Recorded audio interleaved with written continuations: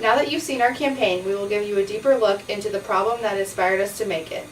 In this scene, David, as a teacher, explains the problem of the stigma of mental disorders, and the rest of us, as students, discuss it and give examples. Throughout the rest of the film, we will discuss the importance and the relevance of the problem. We will also discuss the goal of the campaign, how we created it, and how we shared our campaign. Hello, today we're going to be talking about the negative stigma on mental illness and mental disorders and the problems that it causes. The first problem of which being the mislabeling of people with mental disorders as being dangerous, crazy, insane, all these negative and hurtful things, and it causes people to get rejected from their groups, from their friends, ostracized in their classes. And the next would be denying treatment.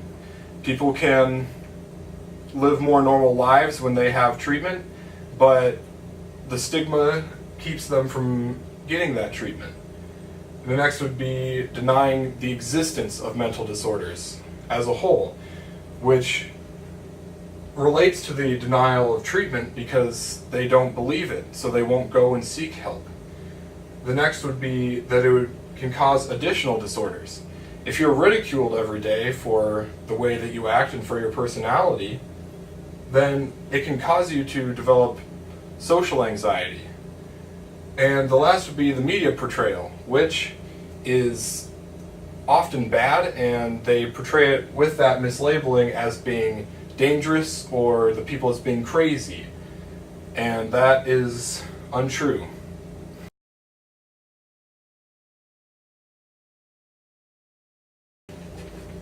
First, we're going to be talking about the stigma of mental illness and what it is. Well, generally people think of mental illness and people with it as being dangerous or bad people, or that it's uncontrollable and they're crazy. But these stereotypes are not true. As you can see by looking on the Mayo Clinic's website, as I had you look before, the symptoms show that no one with any of the illnesses such as OCD, depression, or anxiety disorders are a danger in normal situations to anyone except for themselves. And also that these symptoms are manageable with all sorts of treatments such as therapy or medication. And yet, even with them not being dangerous and not being super eccentric, they're still stigmatized. They're rejected by their groups. People in schools get rejected and bullied. And this is a really big problem. I asked you guys to research these topics beforehand, and does anyone have any thoughts on this? Cassidy? I found that in 2014, according to StopBullying.gov, people who have anxiety or are depressed have a higher risk of being bullied.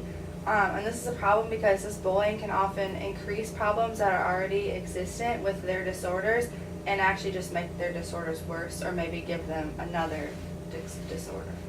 Yeah, and so not only is it, mean, but it can have a lasting effect on someone when they're bullied. And they use this stigma as a club to bully people.